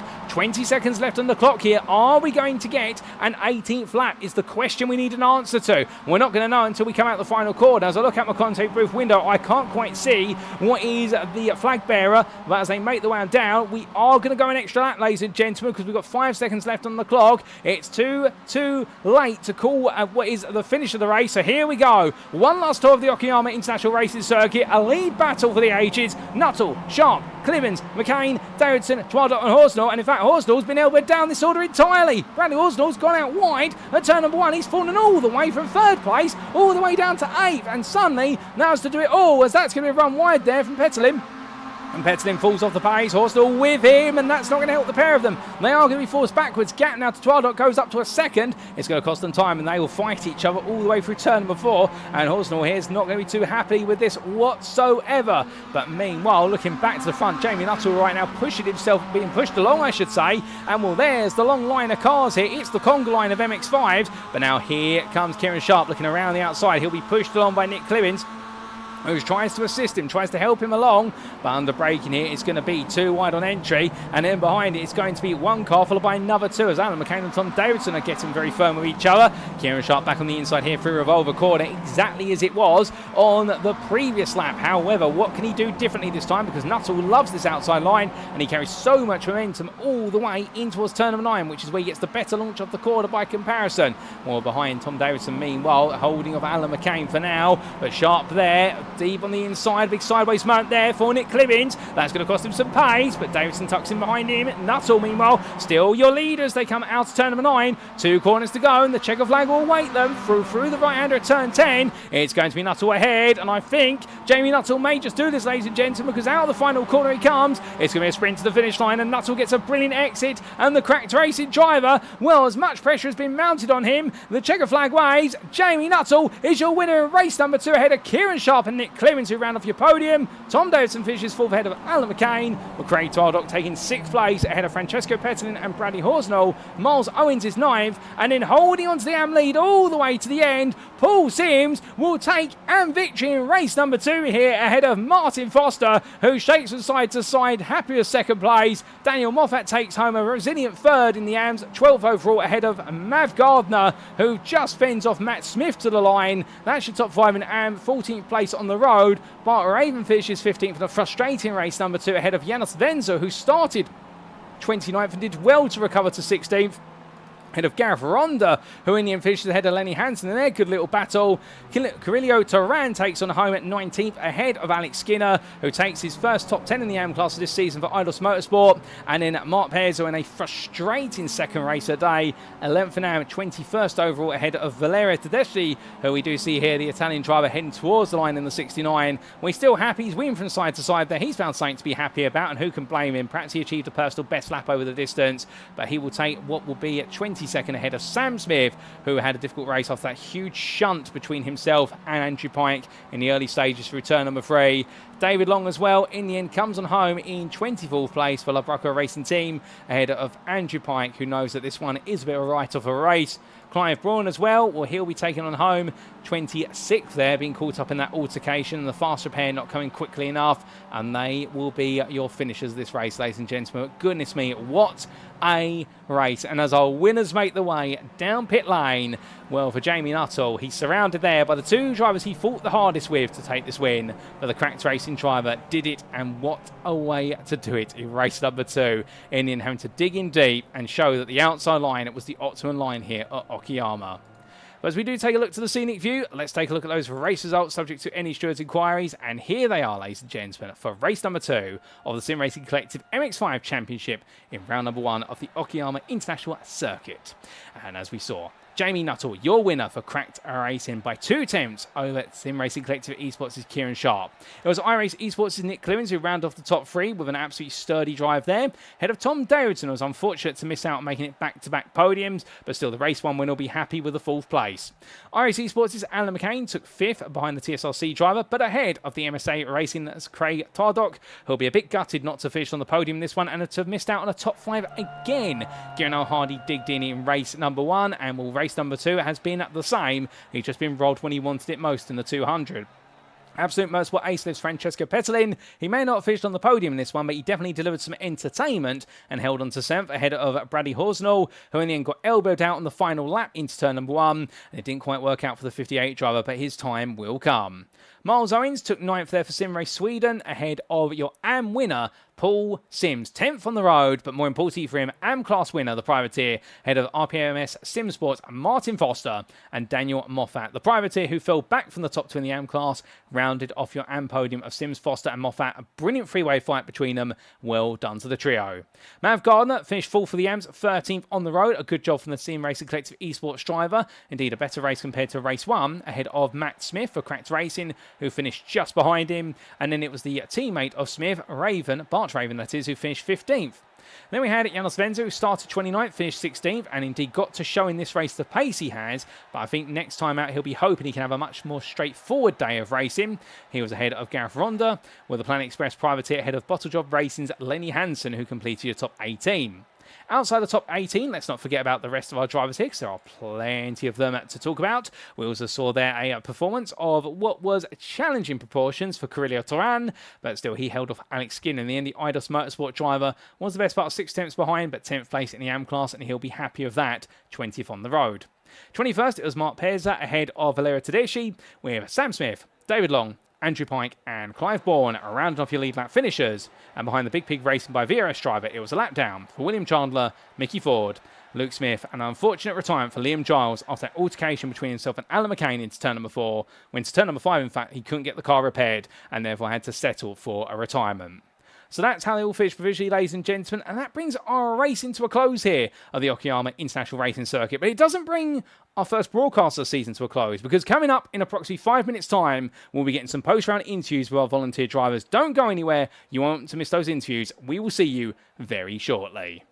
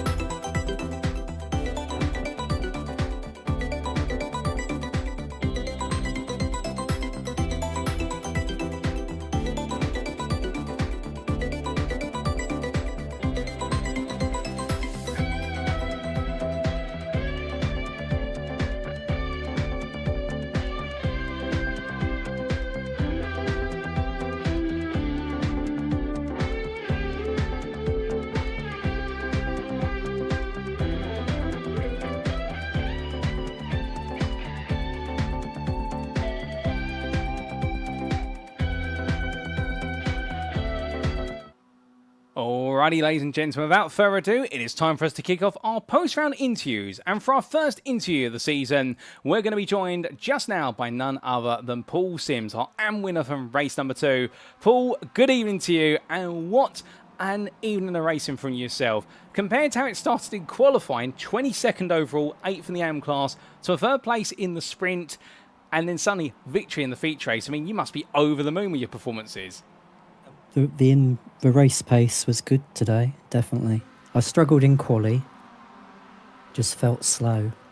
So my fastest lap was the first one, but yeah, managed to keep out of trouble and avoid all the well, there wasn't that many incidents in either of them, to be fair, apart from one massive one in the feature race, which was a bit scary at the time. I'm sure you saw that one.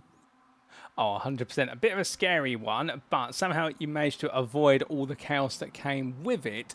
And just dialing it all back in qualifying, so you're saying there about the fact that in the end didn't quite click together the way you wanted it. But do you find perhaps you're a bit of a stronger race driver than you are a qualifying driver? I think my consistency is my best asset. So I do a lot of endurance racing, so I don't often race at 100%. Which gives me a bit of a bit of gap at the top end to use when I need it. So yeah, race pace and consistency is generally my strong point. I'm normally pretty good in other sims with quali, but yeah, it's tricky on this because you start with cold tyres. I'm not used to that. Oh, fair play. Well, the cold tyres definitely proving to be a little bit tricky, no doubt about it. But still, you definitely showed all the way through that being able to get those tyres up to temperature. It was a gradual process, but one that you could do quite well. Now, going into the race itself, 15 minutes at first, our first race of the season. Did you set yourself any targets coming into the season? To be honest, in the first race, I thought I just see what happens. I didn't really have any expectations. I did a fair bit of practice, but it's different when you're actually having to perform on the day. So, no, I didn't really. I thought I'd just keep out of trouble at the back in the first race. And I was surprised to get up to third, to be honest. Well, you surprised yourself a bit, but I have to wonder, come the end of race number 1, were you perhaps itching to go a little bit further than that? Because your pace was looking good, it's just that you seemed to come forward a bit late in the race, perhaps. Yeah, maybe that. I like to. I know there's always incidents early on, so it pays to stay out of trouble and maybe not go for that first corner dive. Even when people are sort of overtaking me, I'm more likely to not sort of aggressively defend because I feel you're better off just sticking to your line and getting a cut back most of the time. So my braking is good. So I know that where we're braking, it's pretty much as late as you can brake. So if they're overtaking me on the inside, they've got to brake even later. So. Well, a lot of confidence under braking. That's good to hear. And that confidence, very important in race number 2, because let's break that down a little bit. Race 1 was all about starting a bit further back and cutting your way through. Race 2, yourself battling with the likes of Moffat and also none other there than what was your very close rival all the way through that race.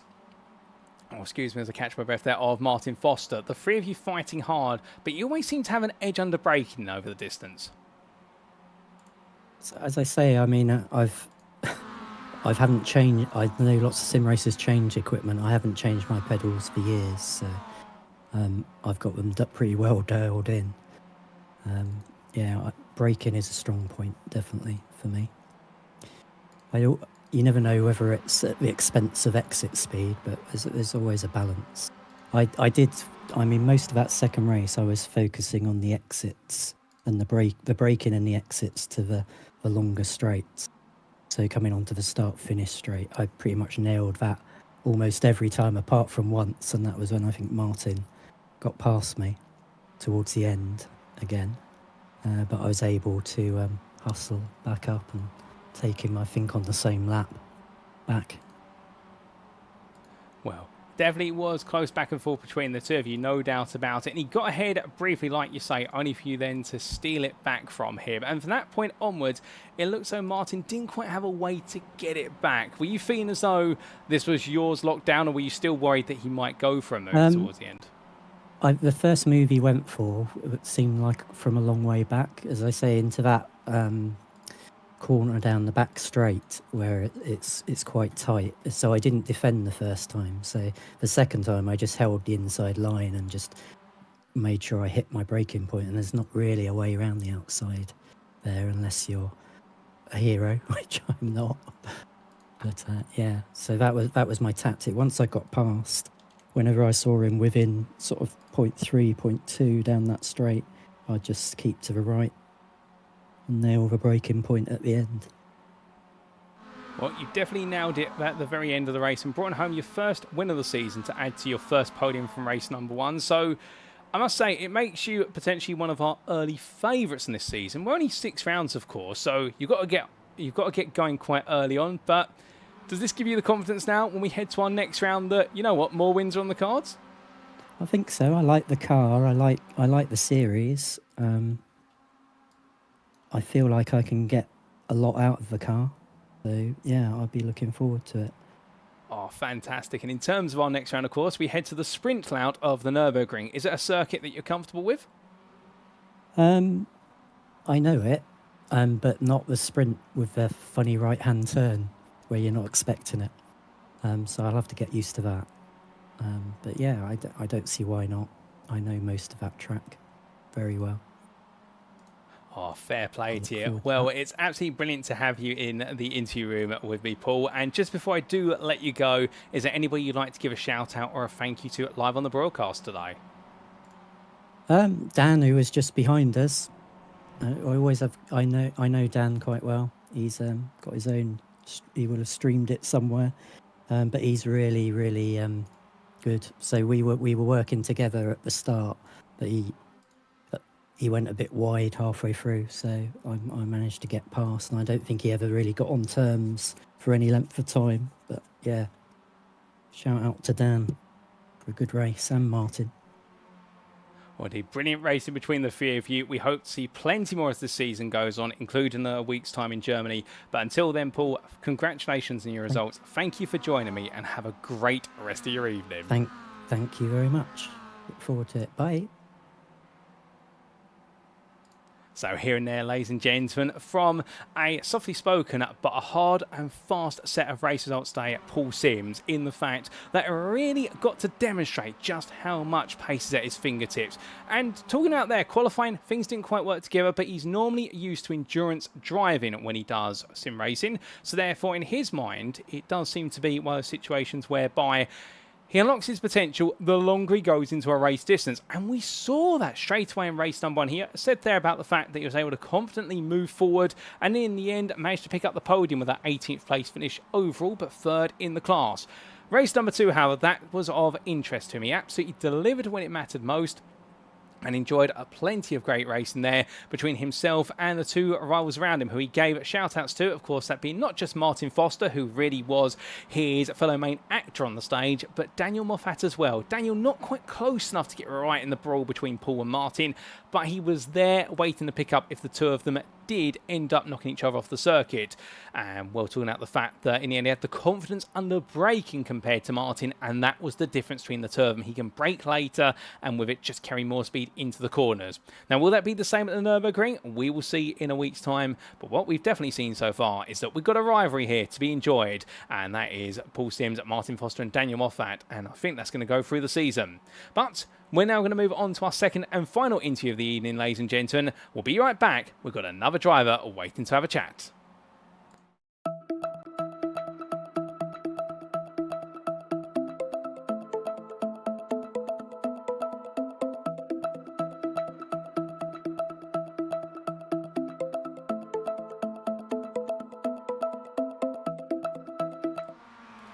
And without further ado, ladies and gentlemen, it's my pleasure to have joining me now in the interview room none other than Alex Skinner.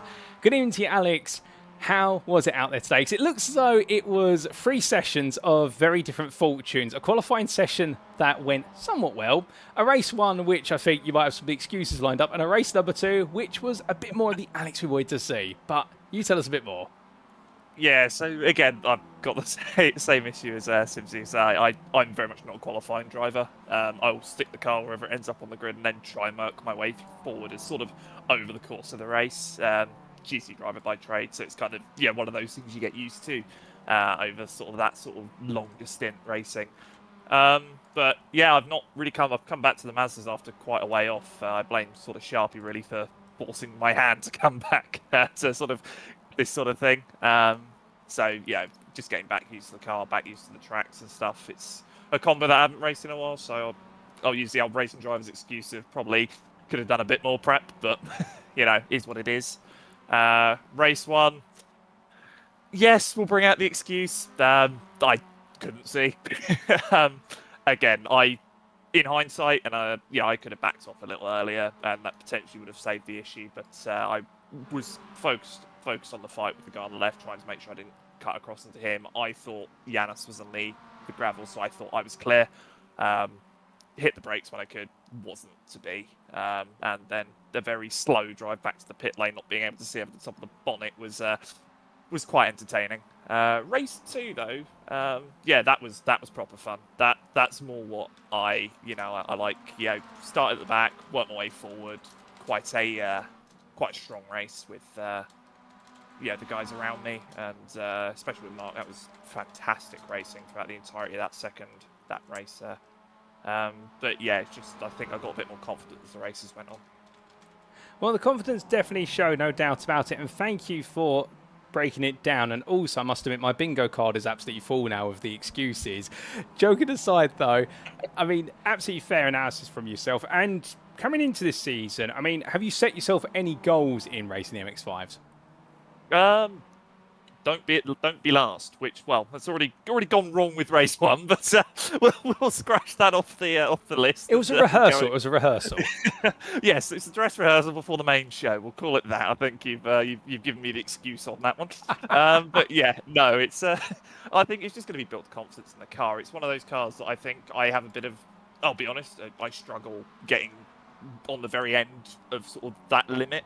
It's one of those that I don't, I kind of, if I don't have the feedback, if I don't feel like it's, I'm getting the feeling I want, I lose quite a bit of confidence. So it's just building the confidence in where the limit is with this car. And I think that's sort of what my goal is over the season. Obviously, unfortunately, I missed next week at the Nürburgring, so I'm back for Silverstone. So hopefully, home track, one I've got quite a lot of knowledge on, it should hopefully go a bit better. But it's just one of those where it's, keep moving forward each race and just basically try and finish as high as possible. Well, absolutely fair. I think a good aspiration to go for. And rather than ask you to sort of walk us through each session, she's given us a good overview. I do have to ask, this Okayama circuit, quite a technical circuit, perhaps not the easiest one to get used to in an MX-5. Do you feel as though as time's gone on over the course of this evening, you've got more to grips with it? Because if we compare qualifying versus your feature race pace really came forward. Yeah, Okayama's, again, as you said, a very technical circuit. It's very, it does have a really nice flow to it as well, especially when you take it up the categories as well. I've done a lot of racing here in GTs and occasionally Super Formula, so you get used to sort of the track in faster cars, and then when you step back into what is effectively a club racing machine, you kind of go, wait, where are my braking points? Where am I turning in? And that, as you said, the pace just really evolved on once I sort of got the hang of that. But, again, it really helps when you're following, even with the misfortune I had, the other quick guys had misfortune as well. So I had the really lovely opportunity to follow Yanis for the start of race 2, which I think really just pushed forward sort of, okay, this is where I need to be braking, this is where I need to be doing this. And you learn off your opponents at the end of the day. So I think that's the best way to sort of look at it, really. Oh, 100%. And speaking of learning, I mean, we got to learn a lot about your ability to drive and battle, because we did see an absolutely epic scrap between yourself and Mark Peza as the race went on. I mean, that must have been fun, going too wide through most of the corners over an entire lap. Yeah, I said the second I finished that race, I was absolutely beaming from I was absolutely beaming that whole race. So, yeah, it was again, GT driver, that's that sort of fighting that I live for. You know, those sort of very close, sort of door-to-door, wheel-to-wheel races where you're side by side for half a lap or even 3/4 of a lap and you're trading places. I was kind of in that mind of we're not really gaining, even if I sort of sit behind Mark, because we're kind of equal over the course of a lap. So might as well have a bit of fun whilst I'm here. And I hope Mark felt the same way. But it was a very, very good race. Oh, 100%. It was a brilliant race, and we got to see some brilliant fighting from yourself. So a 10th place in AM on your second race of the season. I mean, a great turnaround from what went wrong in the sprint race. So I have to ask, the Nürburgring's sprint circuit next week, how are you feeling for it? I'm not going to be here, unfortunately. Oh, sorry, I've got other occupations that I need to take care of, which is unfortunate, really. I actually love the Nürburgring, fantastic circuit. Got quite a strong love of it in GTs, and I think, as Sims was saying, you're having to remember to turn right a little bit earlier than you normally would on the layout that they're using. So it's a shame I'm missing it, but coming back for Silverstone, I'm definitely going to be looking forward to it. Oh, fantastic. Well, we look forward to seeing you on the grid in round number 3 at Silverstone in a couple of weeks' time. But Alex, just as we get ready to let you go, is there anybody you'd like to give a shout out or a thank you to live on the broadcast tonight? Yeah, of course. All my guys back at IDOS was keeping me company, keeping me some sort of advice and some pointers throughout the race. Got a really great bunch of guys there. And, of course, to Sharpie himself, very good friend, very great league owner, and runs this place like a tight ship. So you always got to thank him. Obviously yourself as well for providing the beautiful broadcast images and the voices.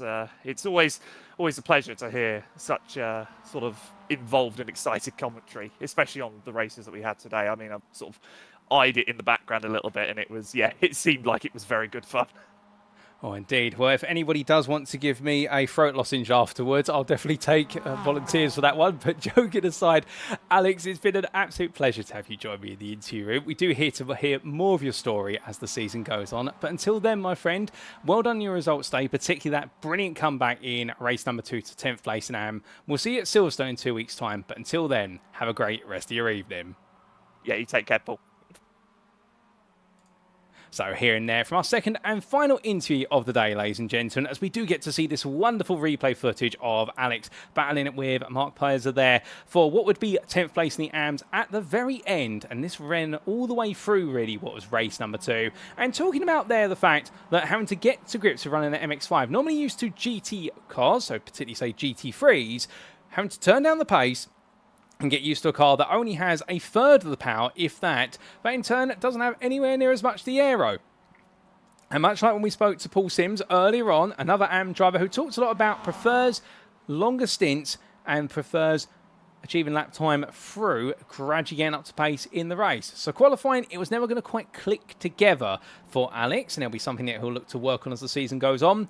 The sprint race, unfortunate, got caught up in a huge shunt early on, reset him all the way to the back of the field. He did finish the race under his own steam, but he just was not able to make any progress. So, finished last, even though he'd set himself a target not to finish last this season. So he's got that out of the way. He's ticked that off the list in terms of that's the rehearsals, we jokingly called it. But in race number 2, he absolutely went for it. And we saw some brilliant moves out there, including this absolutely brilliant scrap, which he enjoyed. And something tells me he may just be getting himself nice and warmed up now for what will be round number 3 at Silverstone. It's a shame we won't see him at the Nürburgring, because I get the feeling he's going to be one of those drivers as the season goes on. He is going to get faster, and he's going to be chasing more top 10s now, if not a top 5 or 2 before the season is said and done. But with that, we'll leave it there, ladies and gentlemen. That's the end of our interviews for today. We only had 2 interviewees. We normally will reserve time for 3, but some of them, I think, decided to step out the cars and just give themselves a breather this week, and you can completely understand. But we did hear from 2 AM drivers. Firstly, from the 3-2-1 of Paul Sims, the privateer, our winner of race number 2 for the AMS, of course, and also podium finisher in race number 1. And we also heard from Alex Skinner just moments ago, our AM class driver for IDOS Motorsport, who, despite a frustrating sprint race, got back with an absolutely fantastic feature race, and well done to both of them for their performances and for their time in the interview room. But with that, ladies and gentlemen, it is now time for us to wrap up. Thank you very much for watching, and if you have enjoyed today's show, as we do say hello to a couple more of you there just before we close out, including none other than Danny Moffat and also Roger Pike. I hope you're both doing well, and Danny, thank you for the absolutely brilliant racing out there, and well, I'm sure many of us look forward to it, checking out your on-board perspective later. Well, if you have enjoyed the racing today, and perhaps you're sat there right now wanting to know more about the Sim Racing Collective, well, firstly, we definitely recommend you check out our official website, and that is at www.tsrc.club, and as our website appears on screen now. Here it is, and well, you can access all the information you need with the Sim Racing Collective here on our website. All the socials on the left-hand side, and at the very top, you've got the homepage, the news, and also our rules. A very straightforward website, but there's never been a better time to become part of the Sim Racing Collective Discord, which is the very beating heart of our community, and it's how you can get on the grid in all of our ongoing and upcoming series. But if you don't necessarily want to go to our website, you can of course follow us on Twitter, and that's at twitter.com/TSRC_official, where there you can get all the latest updates with regards to our escapades, both with regards to championship and event running, and also with regards to the trials and tribulations of the official Sim Racing Collective esports teams.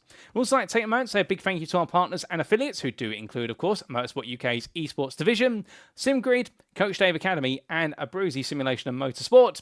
And with that, ladies and gentlemen, we now turn our attentions to next time, because that was just round number 1 of 6. And in a week's time, we'll be making our way to the Nürburgring, albeit not quite the Nordschleife. It will be the Grosser Preisstrecke, the sprint layout in particular. And round number 2, we'll see our drivers compete over 2 more races there in Germany. And you can tune in and catch it all live as it unfolds, same time on Monday, the 15th of September, 2025. Indeed, at Okayama, we got to see some brilliant batting up and down the field in both the Pro and Am classes. Nobody really has established themselves as an early favourite or stolen the spotlight, but can anybody do so and start to advance their campaign in Germany? We'll tune in then to find out, but until then, we've been the Sim Racing Collective. I've been your host and commentator, Paul TX141 Walsh, also known as BritNSpitDepend.media. Follow me on. And until next time, remember to stay safe, stay well, stay smiling, and most importantly, like our drivers, ladies and gentlemen, remember to stay on track. Good night.